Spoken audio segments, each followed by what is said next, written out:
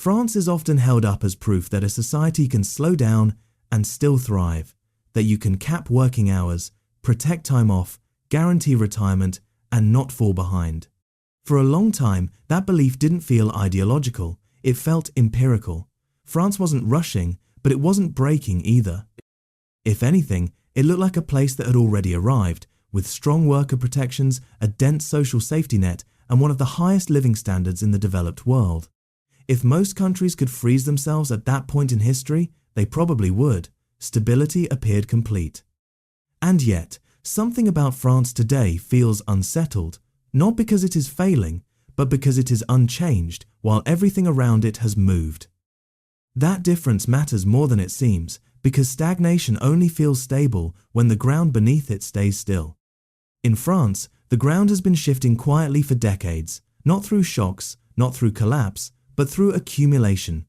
More people living longer, fewer people entering the workforce, and a shrinking gap between those who produce and those who depend. When systems are designed for permanence, they rarely break all at once. They erode, silently and structurally. And that is usually where misunderstanding begins. Most people assume political instability comes from ideology, from polarization, from bad leadership. But sometimes leadership rotates precisely because the underlying math doesn't. The surface changes while the structure remains. In less than 2 years, France has cycled through 5 prime ministers, not because they disagreed on the destination, but because none could move the vehicle without triggering resistance. Motion itself became the conflict. This creates an uncomfortable question. If a system requires constant political sacrifice just to remain unchanged, is it actually stable or simply difficult to touch? And if the rules were written for a society that no longer exists, what happens to the people still expected to live by them? That question doesn't have an immediate answer, which is why it's often avoided. So, instead of answering it, it helps to step back.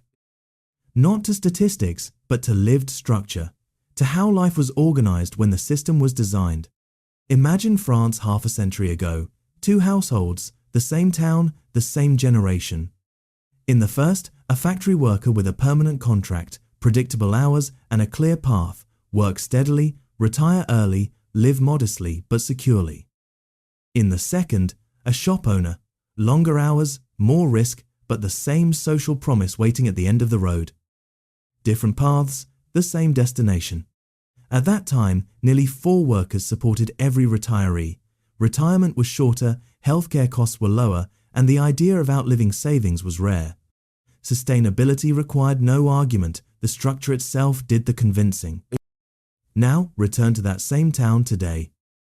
The factory still exists, but with fewer workers, the shop competes globally, and retirement no longer lasts 5 or 10 years. It lasts decades. France now has over 15 million citizens above the age of 65, more than 1 in 5 people. Within a generation, that number will approach 1 in 3. This is not a temporary bulge. It is a permanent shift. And the difference between a 65-year-old and a 75-year-old is not marginal, it is economic. One can still contribute lightly, the other increasingly requires care. As age rises, dependency deepens. That reality alone does not doom a country.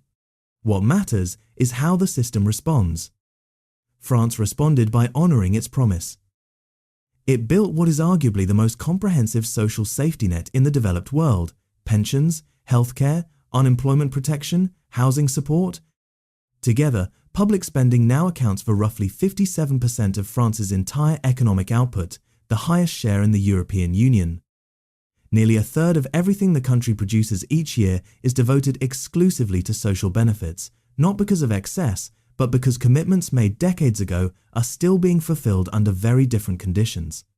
France's retirement system does not operate like a personal savings account. It is not about money set aside, it is pay as you go. Today's workers fund today's retirees.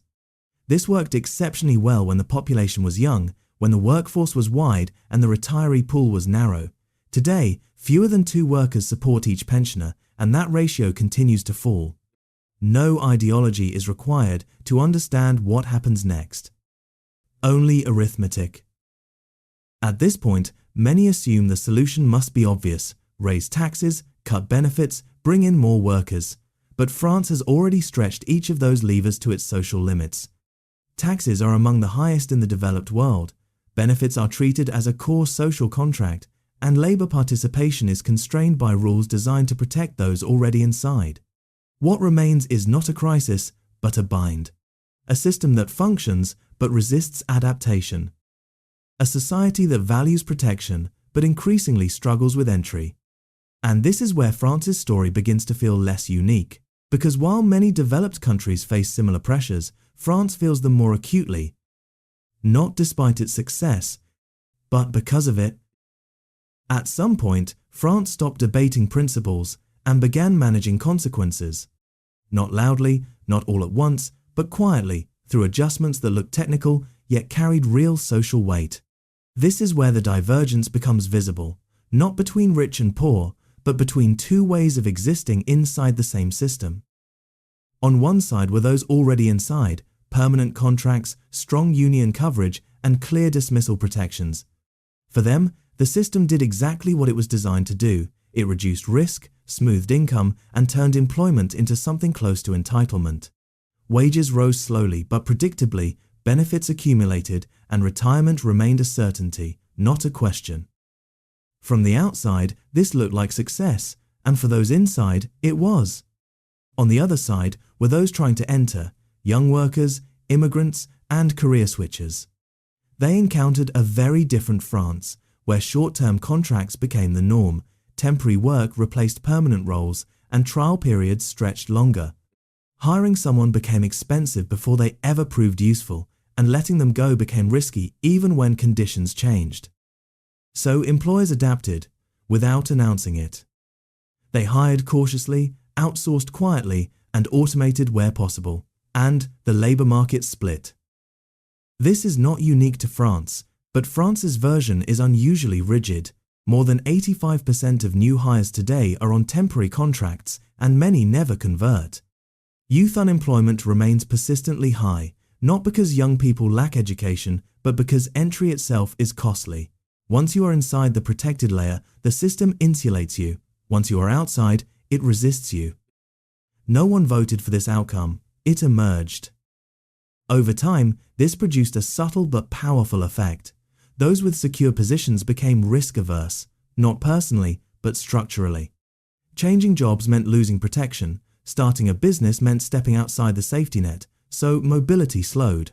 At the same time, those without security became hypermobile, but without leverage. They moved between contracts, between cities, and between countries, not chasing opportunity, but avoiding stagnation.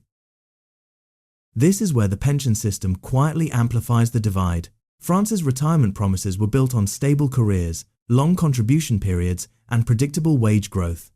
Fragmented careers contribute less, irregular work delays, eligibility, and gaps compound. So the people least protected during their working lives are also those least certain about retirement. Again, no one designed this deliberately, but once in motion, it reinforced itself.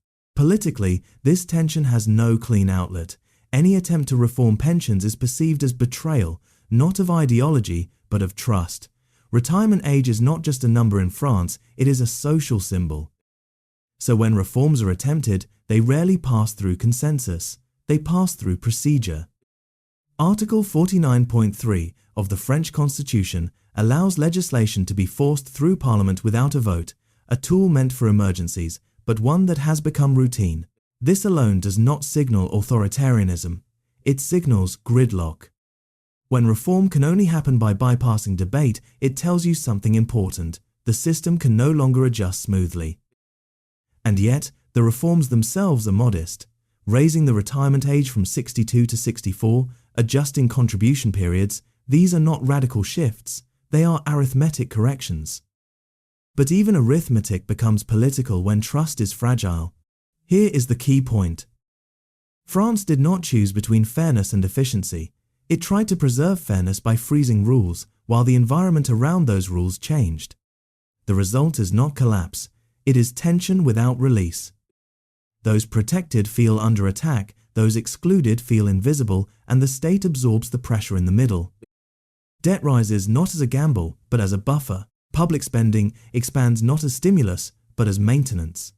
France's public debt now exceeds 110% of GDP, not because of crisis spending alone, but because growth struggles to keep up with commitments.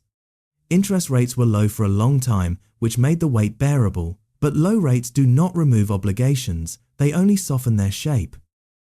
By now, two Frances coexist, one anchored in continuity, the other drifting through adaptation. Both obey the same laws, both contribute, but they experience the system differently. And once that perception sets in, politics becomes unstable, not because people disagree on values, but because they no longer feel governed by the same reality. What follows is not about ideology, it is about incentives, and incentives, over time, reshape behavior whether anyone approves or not. When systems stop adjusting through policy, they begin adjusting through behavior, not overnight and not collectively, but individually. And this is where France's story moves away from legislation and into lived response. Start with the labour market. On paper, France is highly educated. Its universities produce engineers, mathematicians, researchers and designers. But education alone does not determine where people stay, because opportunity does. And opportunity is not just about salary, it is about trajectory, about whether effort compounds forward or flattens into repetition. For young professionals, the calculation is subtle. Entering the French labour market often means temporary contracts, limited upside, and high payroll taxes from the first euro earned, with progress that is slow by design and stability that arrives late, if at all. For some, this is acceptable. For others, it becomes a signal, not of failure, but of ceiling. And once that ceiling is perceived, looking outward becomes rational. Over the past decade, France has experienced a steady outflow of skilled workers. Engineers move to Germany, researchers to the United States, entrepreneurs to the UK, Canada, or Singapore. Not because France lacks talent, but because it struggles to convert talent into momentum. This is not a dramatic brain drain, it is quieter. Graduates leave for a few years, then a few more, some return, many do not, and the system barely notices until contribution gaps begin to widen. At the same time, France relies heavily on immigration to sustain its workforce, which creates a paradox. The system needs new workers to fund pensions and social benefits, but entry into the protected labour market remains narrow.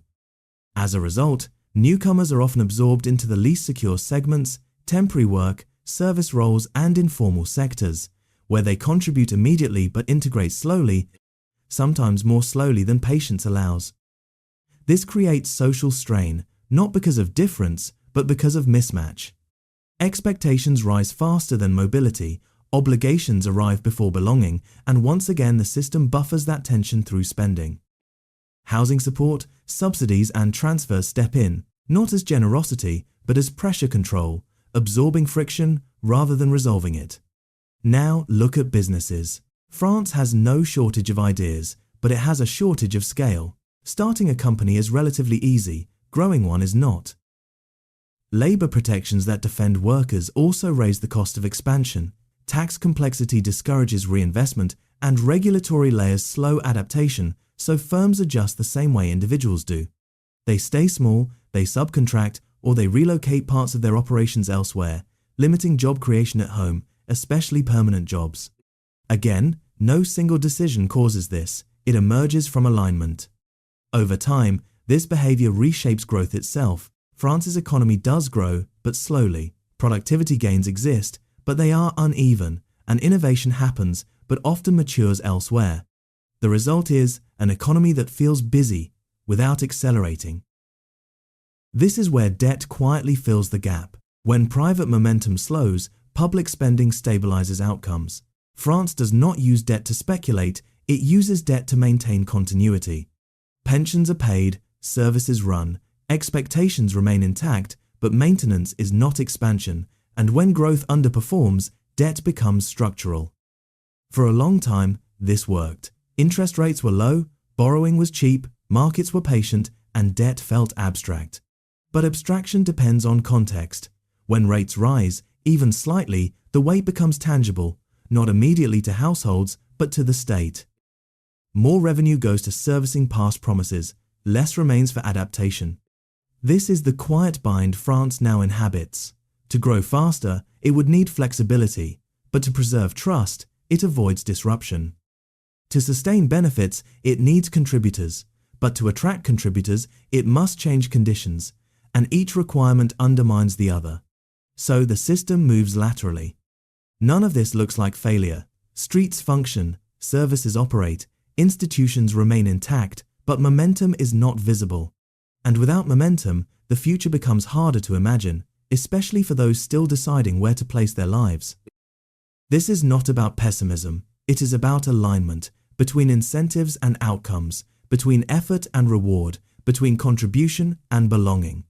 When those relationships blur, behavior adjusts, quietly, rationally, and often irreversibly. The final question is not whether France is broken, it is whether a system designed to remove uncertainty can still function when uncertainty itself has become permanent. By this point, it becomes tempting to ask the wrong question. Is France doing something wrong? Because that assumes there is still a correct move left on the board. What if there isn't? What if the system is not failing, but simply reaching the edge of what it was designed to do? To understand this, we need to dismantle three powerful illusions, not myths, but illusions, because illusions are built on truths that no longer scale. Illusion 1 is that pensions are the problem. Pensions are not the cause, they are the mirror. France did not arrive here because it promised too much. It arrived here because it successfully delivered on those promises for decades. Longer lives, earlier retirement, stable income after work. This is not mismanagement, it is arithmetic catching up to design. Blaming pensions is like blaming gravity after jumping. The question was never whether the bill would arrive, only who would be holding it. Illusion 2 is that growth will save everything. Growth has become a magical word, as if expanding GDP automatically dissolves demographic math. But growth today is not what it was in the post-war era. It is more capital-intensive, more skill-concentrated, and more unevenly distributed. Even when France grows, it does not grow in ways that naturally refill the pension base. Luxury exports, tourism, and financial services generate value, but not mass contribution. Growth exists, absorption does not. Illusion 3 is that this is a uniquely French failure. France is not an outlier, it is an early case. Japan faced this first and chose stasis. Southern Europe faced it and chose austerity. The United States delays it through growth and currency privilege. France chose continuity. Each path has a cost. France's cost is visibility. Now, step back. What France is experiencing is not an economic crisis in the traditional sense. Markets still function, the currency holds, and the state operates. What exists instead is a legitimacy tension. A widening gap between what people were promised, what the system can sustainably deliver, and what anyone is willing to give up. Politics cannot resolve this, because politics operates on cycles, while this problem operates on decades. Raising the retirement age angers voters today, delaying reform burdens workers tomorrow, no election rewards either. So the system does what systems do under constraint. It delays, it defers, and it fragments responsibility. That is why governments rotate so quickly, not because leaders are incompetent, but because each inherits an impossible optimization problem. Stability, fairness, sustainability, pick two. And this is where France becomes a case study, not a cautionary tale. It shows what happens when a society maximizes social protection before resolving demographic replacement, when generosity becomes identity and identity resists recalibration. There is no villain here, not retirees who planned rationally under the rules they were given, not the young who respond logically to incentives, not immigrants who fill gaps but inherit friction, not politicians who trade long-term math for short-term governability. Everyone is acting rationally. Collectively, the outcome is still unsustainable. That is the uncomfortable truth. Systems do not break because people behave badly. They break because people behave consistently inside outdated constraints. So, has the pension system destroyed France? No. It revealed something deeper, that a model built to eliminate risk cannot function indefinitely in a world where risk cannot be removed, only redistributed. France now stands at that boundary, not collapsing, not reforming, not moving forward. Just holding. And holding is expensive. The question is no longer whether France will change, it is how change will arrive. Through policy, through markets, through migration, through generational replacement, or through something slower and less visible, expectation adjustment. Because in the end, every economic system is also a psychological one. It runs not just on money, but on belief. Belief that effort will be rewarded, belief that sacrifice is shared, and belief that the future will be better than the present. When those beliefs weaken, no tax rate can fix it. France's struggle is not about pensions, it is about time. And time is the one variable no government can print. If this feels familiar, it is because France is not alone. It is simply further along the curve.